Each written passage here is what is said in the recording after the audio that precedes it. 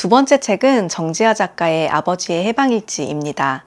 지난 6월 18일에 저의 사랑하는 고양이 태우가 무지개 다리를 건넜어요. 그리고 한 달쯤 저는 세상과 동떨어져서 조금 비일상적인 일상을 살게 됩니다. 아침에 태호를 뿌려준 호수에 가서 태호에게 인사하고 카페에 가서 글을 쓰고 책을 읽다가 집으로 돌아오고 그렇게 저의 오전 시간이 흘러갔는데요. 그때 제가 읽을 수 있는 책들이 결국 이별과 관련한 책들이었어요. 아버지의 해방일지는 정지아 작가의 자전소설인데요.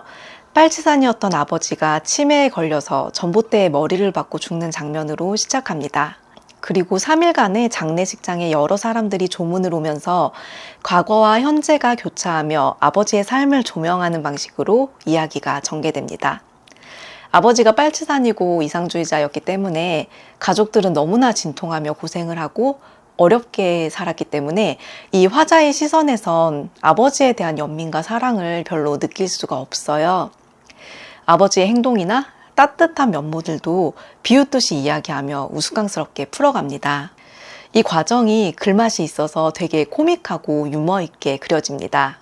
그러나 시간이 지날수록 마음에 먹먹하게 울음이 차오르고 많은 질문과 생각을 하게 되는 소설이에요.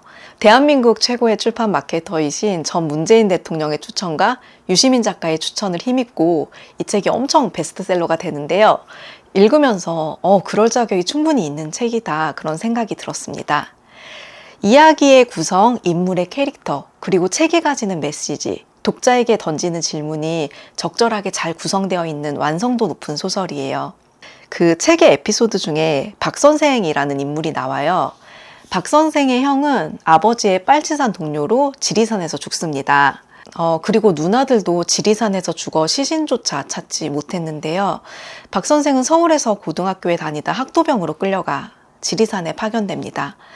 겨울 내내 치열한 대공세에서 아버지는 살아남게 되는데 아버지의 부대원 중 하나가 그 전투식량 박스 하나를 발견해서 와요. 그런데 그 속에 박 선생의 편지가 들어있던 거예요. 아버지 이름이 상욱인데요. 편지에는 이렇게 써 있습니다. 신우형 복래누이 상우가 총을 쏠 때마다 손이 떨려 방아쇠를 당길 수가 없네. 총구를 하늘로 겨눠도 재수 없으면 떨어지는 내 총알에 누군가 죽을지 모르는 일 아닌가. 그 누구도 내 총에 죽는 일만 없기를 날마다 기도한다네. 부디 살아서 돌아오시게. 살아서, 꼭 살아서 다시 만나세. 불행하게도 아버지만 살아남아서 박 선생을 만나게 되는데요. 박 선생은 조금 이해할 수 없는 선택을 합니다. 자신의 총알이 형과 누이와 친구들을 죽였을지도 모른다는 자책감을 안고 군의 말뚝을 박아요. 남부 군인으로 빨치산 형제 자매와 마주섰던 사람이 군의 말뚝을 박죠.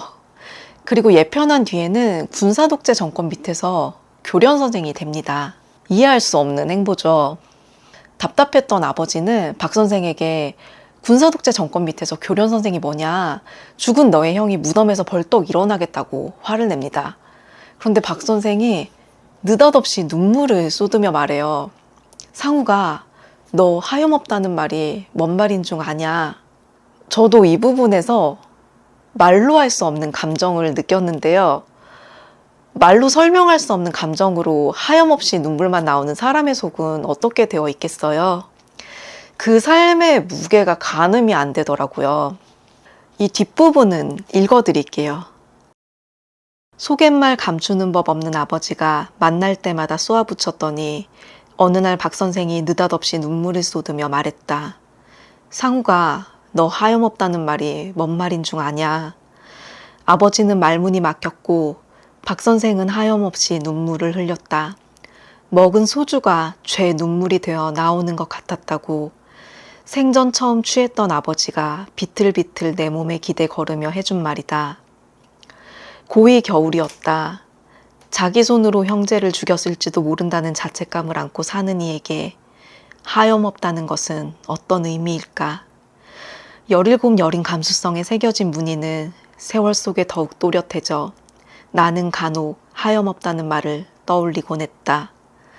아직도 나는 박 선생이 왜 그런 말을 했는지 알지 못한다.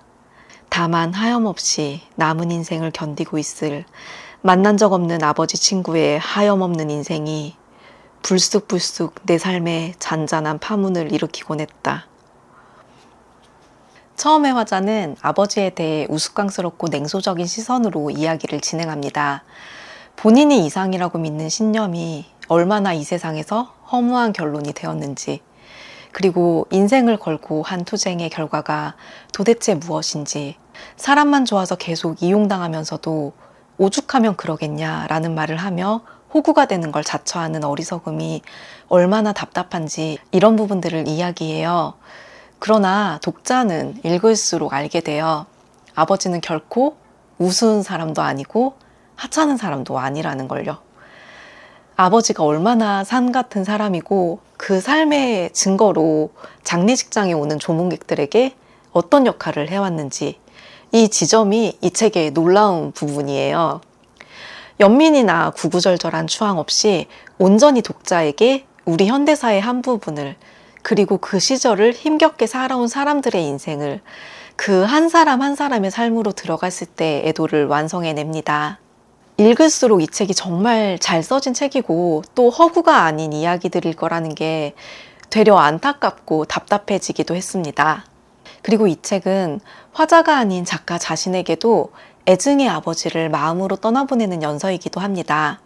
그래서 마지막에 엄청 먹먹해요. 저는 또 태호를 보내는 과정이었기 때문에 이입해서 읽게 됐죠. 마지막에 작가의 말을 읽어드릴게요. 사람이 오죽하면 긁었냐. 아버지 18번이었다. 그 말 받아들이고 보니 세상이 이리 아름답다. 진작 아버지 말 들을 걸 그랬다.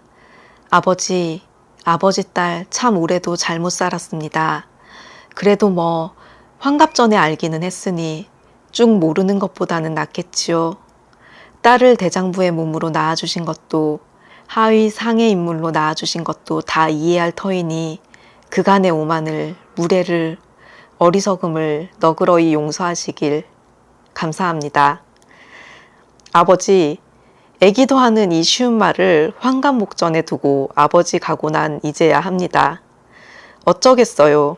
그게 아버지 딸인걸.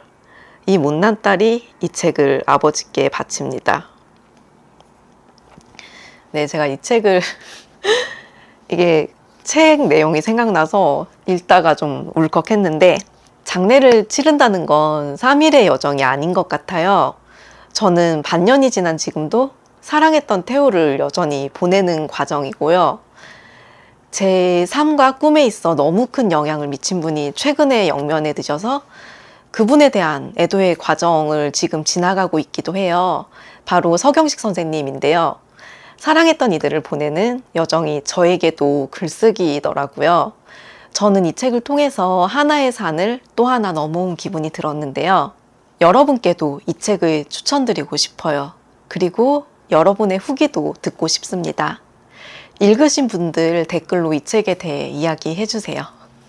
이렇게 해서 2023년 올해의 책 두 번째 책은 정지아 작가의 아버지의 해방일지였습니다. 해나의 한 줄 요약. 이 풍진 세상을 만났으니 너의 희망이 무엇이냐. 아버지의 산 같은 삶을 애도하는 빨치산 딸의 굳건한 연서.